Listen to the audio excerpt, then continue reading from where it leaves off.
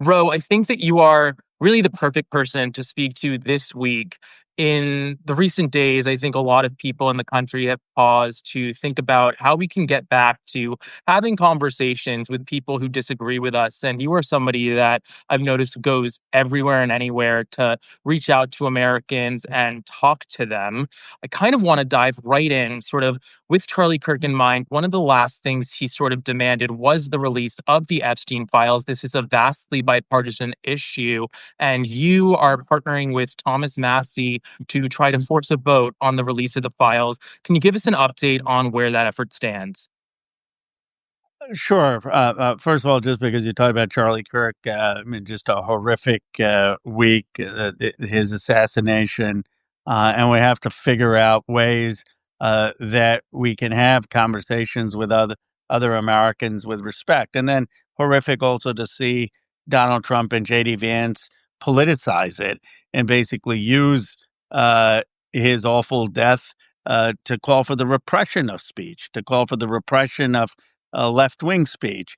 And I've had people reach out who've felt intimidated to speak out if they have critiques of conservatives. Ironically, is something Kirk himself didn't believe in that kind of restriction of speech. You're right that he wanted the release of the Epstein files. Thomas Massie and I have been leading that effort. We have 217 signatures on a discharge petition. You follow politics closely. That's One short, right? exceedingly rare. We're gonna get the final one on September 29th when Rahul Grahalva's seat is filled, and that will force a vote in the House. Now, I have never seen this happen, where a discharge petition actually gets a vote in the House. I haven't seen it happen under Trump or Biden or Trump too. And so it will be an extraordinary moment, and it will be an extraordinary moment if a Republican House actually votes something in defiance of Donald Trump. I don't think that has ever happened either. And I guess, this is an issue that really so much of the country is united on, the rare issue that there's just so much bipartisan agreement on. What are the main obstacles? Why isn't this happening? Is it really just because Republicans do whatever Donald Trump says? Is there something more there? Explain it to folks.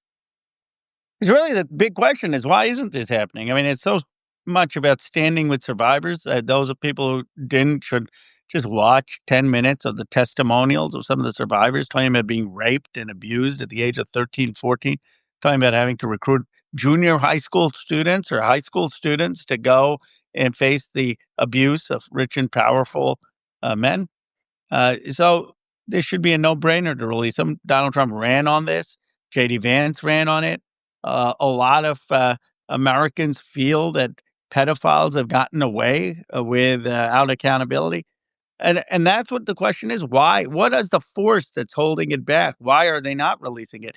I don't even think it's things like the birthday book and Trump's embarrassment. I mean, that's kind of baked in. We had Access Hollywood. Like, we know this guy's Right. not a saint. We know the guy it is a derogatory view towards women. So there's something deeper there. And I think the fear is people feel that rich, powerful interests are being protected. And the only way to resolve that is to release the files. So a little bit of a pivot. You are teaming up with Massey on that. Are we going to see a Khanna Massey 2028 ticket? Want to make some news? No.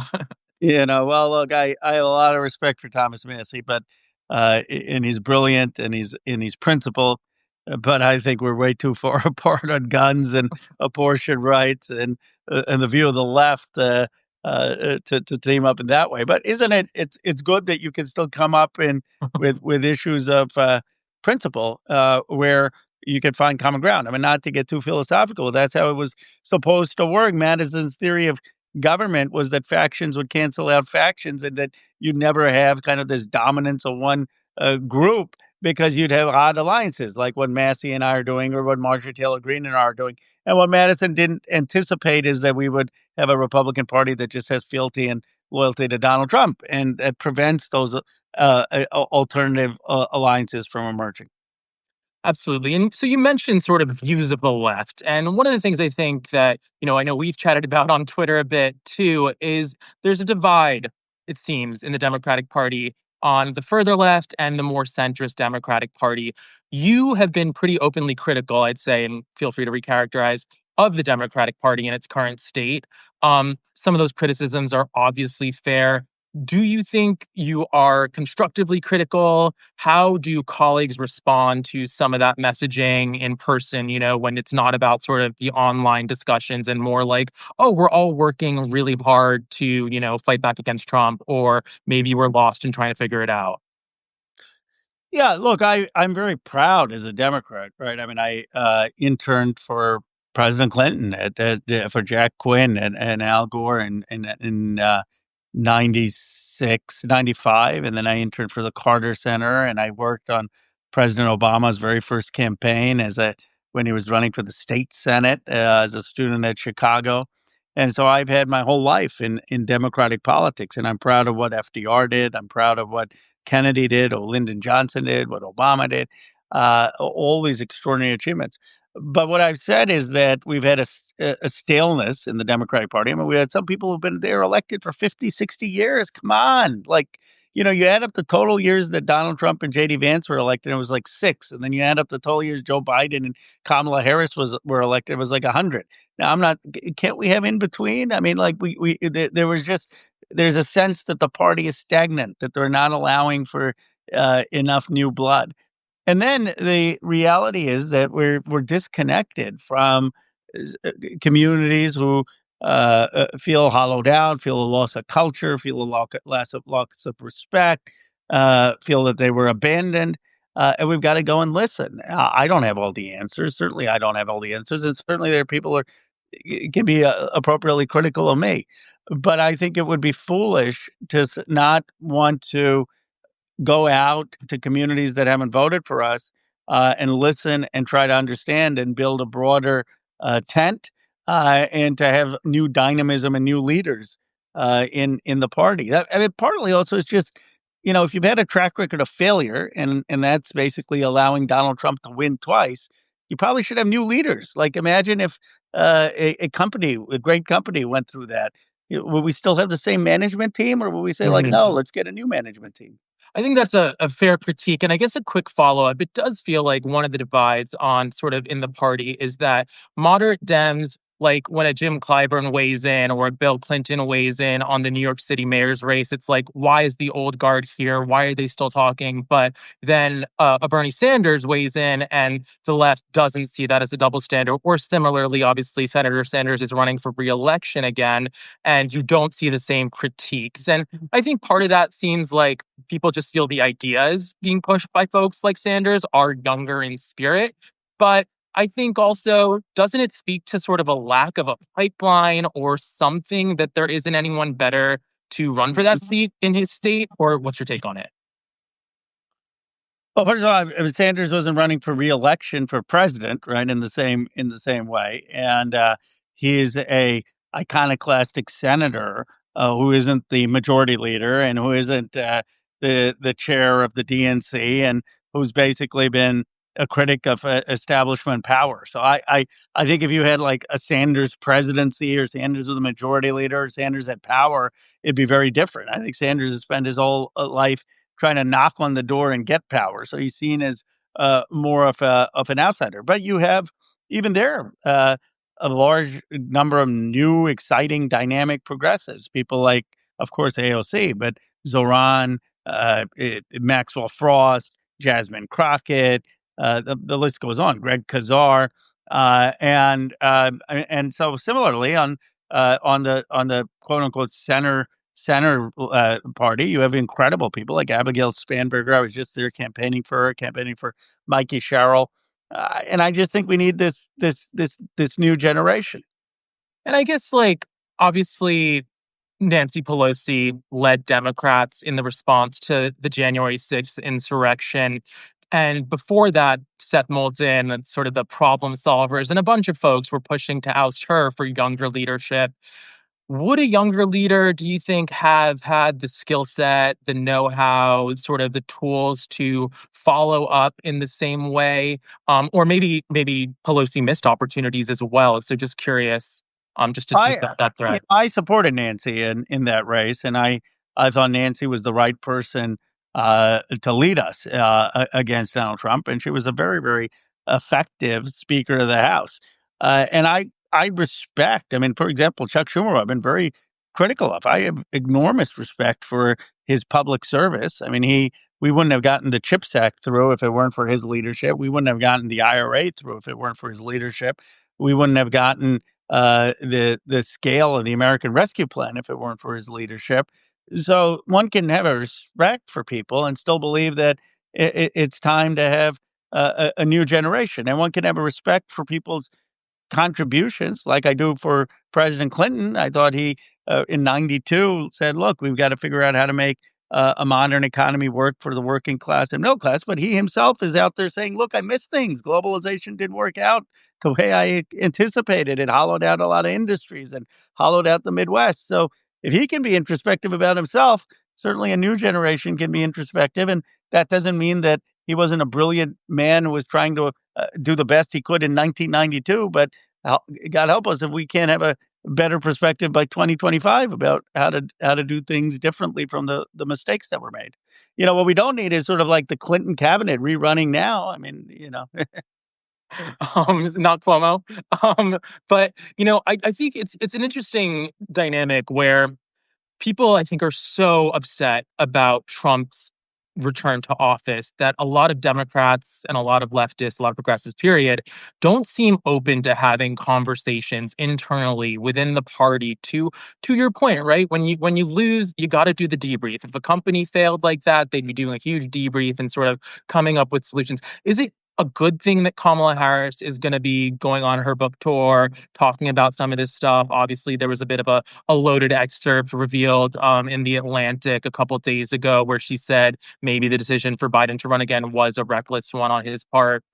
Good conversation to have, or something that we should try to just move past and kind of think to the future? Well, look, the vice president has had an extraordinary career in public service, and she certainly deserves the respect of having her perspective heard. And I haven't read her book yet, but great. I mean, she should be out there. She should be part of the conversation. She should be part of the pushback to Donald Trump. And some of the things she said about the tariff policy being a mistake turned out to be right, and hopefully she will point that out.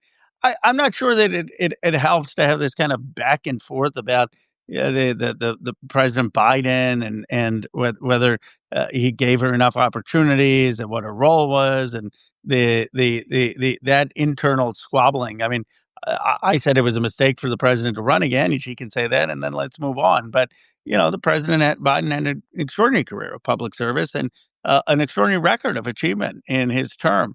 And we can then talk about what we want to do in the future. So I think there's an appropriate way to say it's called the sort of the golden watch theory. Thank people for their service and move on. You don't have to tear them down.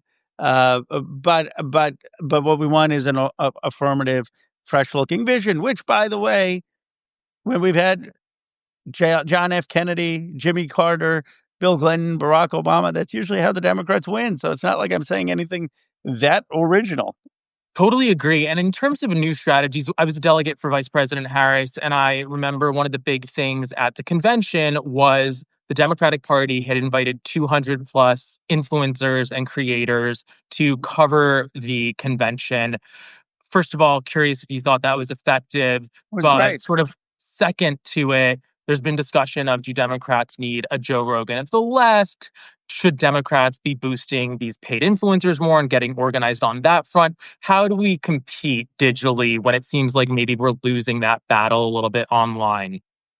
Well, we're doing much better, right? You've got yourself, you have Madai's Touch, you've got Jack, you've got Brian Tyler Cohen, and many others who are out there really building an ecosystem, building successful podcasts, being taken. It used to be that Democrats had the view like, okay, we'll just go on before the election and tell us how to promote our brand, and now it's much more like you're part of the community, you're part of the family, you're part of having a conversation of ideas, and then that leads to much more of a building of a movement. So I think we're doing better, and I think more people are willing to go on podcasts that are different, that are of conservatives. I went on Theo Vaughn, I went on Flagrant, I went on PBD, I went on Tim Pool, and you see others doing that. Pete Buttigieg has done that. Gavin Newsom has done that. Others have done that. So I believe that we have adjusted well on that.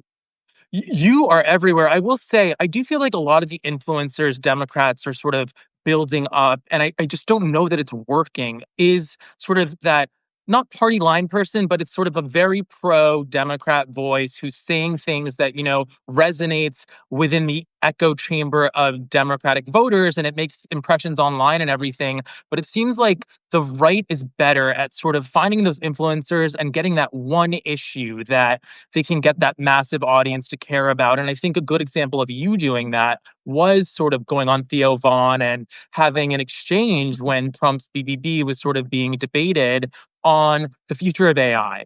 And so I want to talk a little bit about the future of the party because I know that we've talked about criticizing the party and I think one of my gripes with folks that criticize the party a lot is I think that it makes a lot of sense to sort of your gold watch theory. I like that, honor the past and paint the vision of the future, right? Why get stuck in sort of the rehashing and sort of I don't see a lot of Democrats, I've seen you talk about the future on a policy specific basis. So on AI, you were kind of informing Vaughn, right? That we want to be able to have regulations that say you need a driver in that truck so that we don't put millions of Americans suddenly out of a job in a few years. Why hasn't the Democratic Party been able to kind of lead on an issue like AI? Or maybe they are leading on it. Well, look, our frame should be very simple, in my view, that we understand the future. Donald Trump's kind of a 1980s guy stuck with 19th century policies. We understand the modern economy, where it's going, and we understand the extraordinary economic divides. And we want to have the economic success of every family and every community be our highest priority. And here are our ideas of how we do that. We need to change the tax code so companies are incentivized to hire people over machines. We need a future workforce administration that hires young people because it's hard to get a job out of college or out of a trade school today with AI. We need actually 1,000 trade schools because some of those jobs are the least likely to be automated. We need to regulate self-driving trucks. So there's a role for truck drivers because 31 states driving is the biggest job. Let's put forth ideas about a future and be inspiring about where we want to take the country, what we want to do for people. And again, I don't think I'm saying anything profound because that's what John F. Kennedy did. That's what Jimmy Carter did. That's what Bill Clinton did. That's what Barack Obama did. Very few of them were sort of mocking their opponent mercilessly, or being the anti. Bill Clinton didn't run saying I'm the anti Reagan guy, I'm the anti George Bush guy. Barack Obama didn't run saying I'm the anti George W. Bush guy. Jimmy Carter, partly the anti Nixon guy, but even he didn't run that way. He ran saying I'm for decency and a new America. And we are stuck in this fact that we got to fight fire with fire. And I'm all for using every tool, but that's mimicking Donald Trump is not going to get us where we need to go. First of all, American politics disdains a copy, and so you got to be a little bit of an original. And secondly, the why would we want to copy one of the worst leaders in the country's history? Like there are a lot of presidents who run on hope and optimism, including Ronald Reagan, who I disagree with, and most presidents smile a lot. The biggest thing I noticed about JD Vance's rant last night for 10 minutes is the guy didn't smile. Usually we elect people who smile. It's just, you look at Bill Clinton, it's like his laugh, or his Barack Obama, they smile. And so, when Kamala Harris was at her best is when she did the whole joy and we're not looking back and we want to move forward. And so I just think that the country is desperate for a party that's going to offer a forward vision, offer some vision of healing, that's going to show that this country can still work, that we have a shared sense of citizenship, and we ought to be the party that inspires to do that. And obviously, you represent Silicon Valley or part of it. And it does seem like big tech that Democrats have lost them to some extent. I don't know if you see it that way, but, you know, the way you've laid out what Democrats should be saying about AI is very compelling. It doesn't feel like it's a clear message coming from the party. And yet you do have, obviously, the Trump administration taking some action on it. And so that may leave voters with the implication that they are leading on the future. What is the way to pierce through on that? How do we win back some of these tech voices that seem to have really, gotten pipelined into the right and even the far right in many cases? Well, Trump is leading as an accelerationist. If you believe that the only job of government is to facilitate AI entrepreneurs making AI as fast as they can and making as much money, that's what he's doing, and that's why some of these tech leaders are giving him a pass. But that's not going to make sure that AI works for ordinary Americans. That's not going to make sure that the people, 70% of Americans who think the American dream is left, are going to have any better future for their kids. And then these governors, I mean, I'm not criticizing anyone, think that they check off the technology box by getting a data center. Well, the data center creates very few jobs. It takes the land, it takes the water, it helps Amazon, it helps these AI companies. But, if that's not how they're building all the wealth in my district, they're not creating data centers. They're helping people actually become entrepreneurs and software architects and having high paying jobs. So, what we need to do is Democrats say we have a vision for how AI is going to be in the public good, how technology is going to be in the public good. The fundamental difference between Donald Trump and the Democrats is that he has a vision for the enriching of private interests, where we have a vision for what's going to build a strong America with the working and middle class. Our vision is better for social cohesion. So if you're a rich person and you don't want revolution in this country to be nativist and anti-globalization and take down all the government institutions that you believe in and have anti-vaxxers running things, you should be for our vision, because the biggest threat to your wealth is actually the lack of social cohesion. And if you're a student of American history, you should be for our vision, because that's actually what's built American prosperity and American innovation. We should articulate our economic vision, which goes all the way back to FDR, who industrialized this country.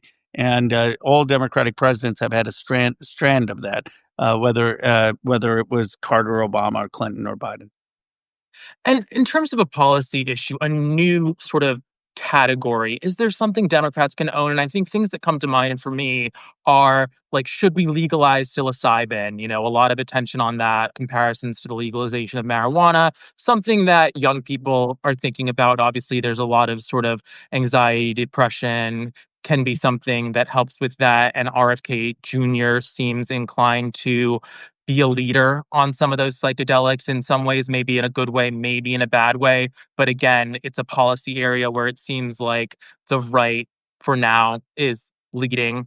And then another big idea, and just curious your thoughts, should Democrats be pushing to abolish the Electoral College? I think, one thing we saw Gavin Newsom do a couple years ago was sort of go on a nationwide tour, and we can sort of dissect the reasons for that, but talking about an amendment on to update the Second Amendment. And one of my law professors would always say one of the underused tools in American democracy is our amendment process. Are there big swings Democrats should be taking like that, even just to drive the narrative and talk about new ideas?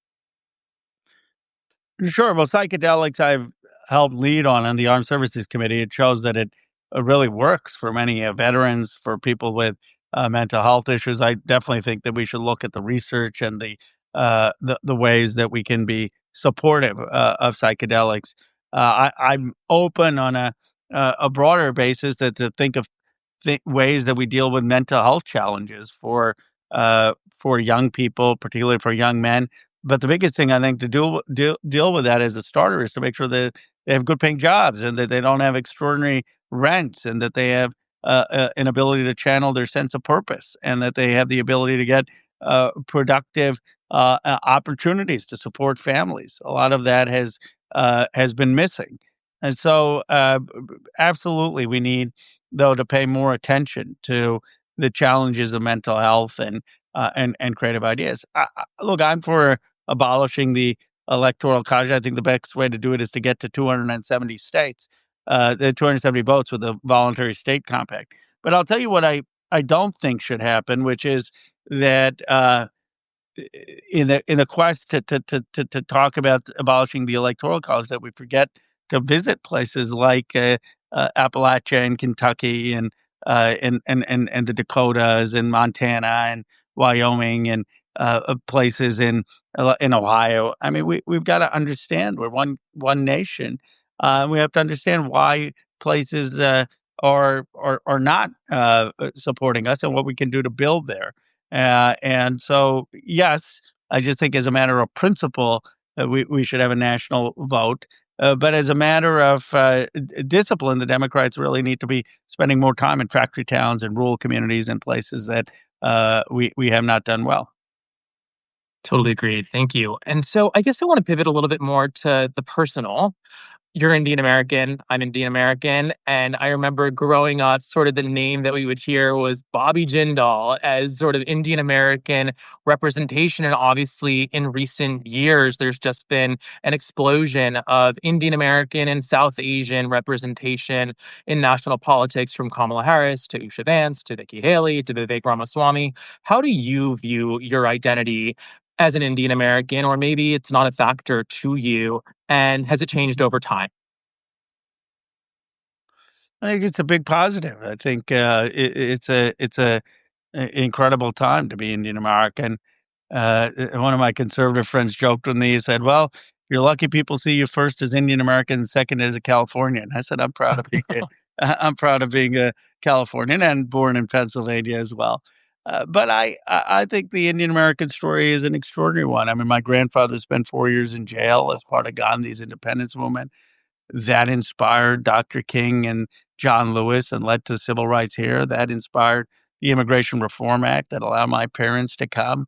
And now you have Indian Americans across this country in rural towns and small towns and cities working and contributing and building. I'm hopeful that we will be able to make a big contribution to the economic prosperity of this country, to the jobs in this country, and to being healers and bridge builders in this country. If you ran for president, would you talk about being the first Indian American president, or should people stop talking like that in these days? Well, if someone ran for president who was of Indian origin, what I would say is that they should talk about the extraordinary moment of America becoming the first cohesive multiracial democracy in the history of humanity. That is such a singular achievement, that is such a monumental achievement, that it is only America of all historical civilizations that's been able to achieve that. And that is such a moment that's our greatest contribution to world history, prophesied by Frederick Douglass, who talked about a composite nation. And so if you represent a strand of building towards that, as someone would, who comes from a different background, emphasizing your life story is a tribute to America.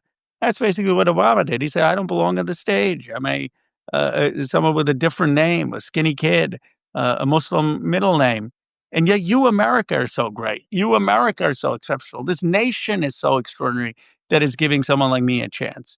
And I think that's a very true and a very powerful narrative. And last question for you. I know we talked about Theo Vaughn and that viral exchange that you had, and I have seen you go viral a few times for really, I'd say, more substantive exchanges. But it feels like maybe in this political environment, entertainer personalities, people that are sort of popping off in hearings or, really going for that type of bait are the ones breaking through and getting the most attention. Is there space for that more substantive approach, or is it really sort of got to be in the one-liner sphere, kind of going viral every day like some of your colleagues? I don't know. I don't know. We'll see. This country is remarkable in moving from one pendulum to another, and certainly right now, being loud is good, and being attention seeking is good. But the pendulum may swing back after years filled with sound and fury. I remember, of course, there's no person who's gonna be close to Lincoln in our time, but I remember reading Lincoln's biography, and Lincoln was so obsessed, so concerned that he was, not nearly as well known as Stephen Douglas, and not nearly as well known as, a person who, became William Seward, and, that, there were all these people who had bigger personalities and bigger profiles than him, and he was a dark horse, and he was substantive, but the nation chose substance at that moment. So I don't know. What I will say is that in the Democratic side, in terms of not being critiquing the party too much. When you look at a lot of our modern presidents and our modern leaders, I would argue that John F. Kennedy and Jimmy Carter and Barack Obama and Bill Clinton were deeply substantive people who were not just viral sensations. And Biden was not just a viral sensation. So our voters tend to be different, right? Our voters tend to want folks who have a plan and who have ideas. And Elizabeth Warren almost won the nomination. Bernie Sanders almost won the nomination. We don't gravitate ultimately to the superficial. Pete Buttigieg, I thought, did very well because people thought he was a substantive person, and we really are drawn to that, and that speaks well of our party. Wonderful. Well, thank you so much for being so generous with your time and just totally open to all topics. We need a lot more of that. And looking forward to you continue to rise as a leader in the party. Thank you, Kevin. Thank you. Thank you so much.